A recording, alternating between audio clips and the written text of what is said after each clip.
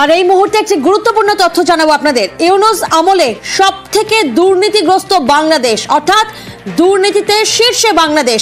পাকিস্তানকেও টেক্কা দিয়েছে বাংলাদেশ। দুর্নীতির সূচকে ক্রমেই তলানিতে ইউনূসের বাংলাদেশ।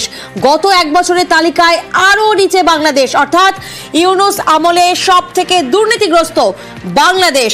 পাকিস্তানের থেকেও দুর্নীতিগ্রস্ত বাংলাদেশ, এমনটাই রিপোর্ট সামনে আসছে। দুর্নীতির সূচকে ক্রমেই তলানিতে ইউনূসের বাংলাদেশ। প্রতিনিধি মৈত্রী এই মুহূর্তে আমাদের সঙ্গে রয়েছেন। মৈত্রী, যখন একদিকে অস্থির একটা পরিস্থিতি বাংলাদেশে, তারপর এই রিপোর্ট যখন সামনে আসছে, তাহলে আরো বেজায় চাপে বাংলাদেশের তদারকি সরকার।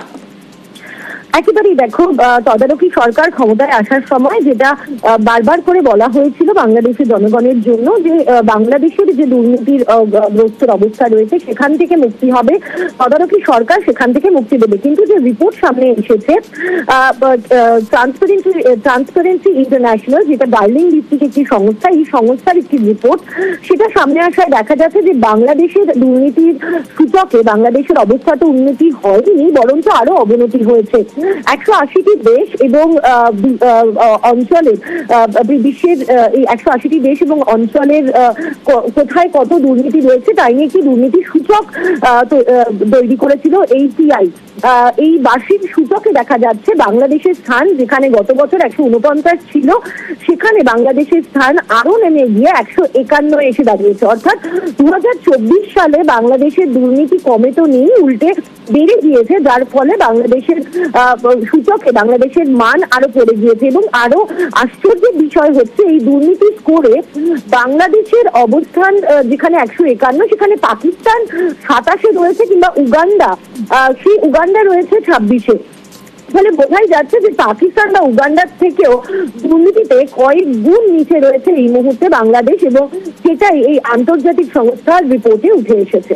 একেবারে ট্রান্সপারেন্সি ইন্টারন্যাশনাল বাংলাদেশের এই রিপোর্ট, যে রিপোর্টে দেখা যাচ্ছে পাকিস্তানের উপরে বাংলাদেশ, তাহলে কি আবার আফগানিস্তান হওয়ার লক্ষ্যে, সেই প্রশ্নটাই উঠছে।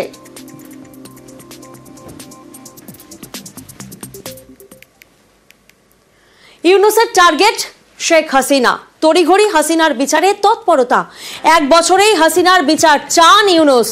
মার্চেই হাসিনার বিরুদ্ধে চার্জ গঠনের প্রস্তুতি, দাবি ইউনূসের আইন উপদেষ্টার। জামাত ও বিএনপির বিচারে 2.5 বছর লাগলেও হাসিনার বিচারে কেন এত তাড়া, প্রশ্ন আন্তর্জাতিক মহলের। 300টির উপর অভিযোগ দায়ের করা হয়েছে। আমাদের এখানে প্রসিকিউশন অফিস যাচাই বাছাই করে 16টি মামলা দায়ের করেছে। 4টি মামলার তদন্ত কাজ এ মাসে সম্পন্ন হচ্ছে। এরপর চার্জশিট গঠন করার মাধ্যমে আনুষ্ঠানিকভাবে বিচার কাজ শুরু হবে। অক্টোবরের মধ্যে আমরা 3-4টা মামলার রায় পেতে যাচ্ছি বলে আশা করি। এই সমস্ত মামলায় সাবেক প্রধানমন্ত্রী শেখ হাসিনা সহ আওয়ামী লীগের শীর্ষস্থানীয় নেতৃবৃন্দ এবং শীর্ষস্থানীয় কিছু পুলিশ এবং প্রশাসনিক কর্মকর্তা এই সমস্ত মামলায় আসামি হিসাবে রয়েছেন, যে 3-4টা মামলার কথা আপনাদেরকে বললাম। তাহলে পুরা বিচার কার্যটা শেষ হতে শুরু থেকে শেষ পর্যন্ত আমাদের 1 বছরের মতো সময় লাগছে।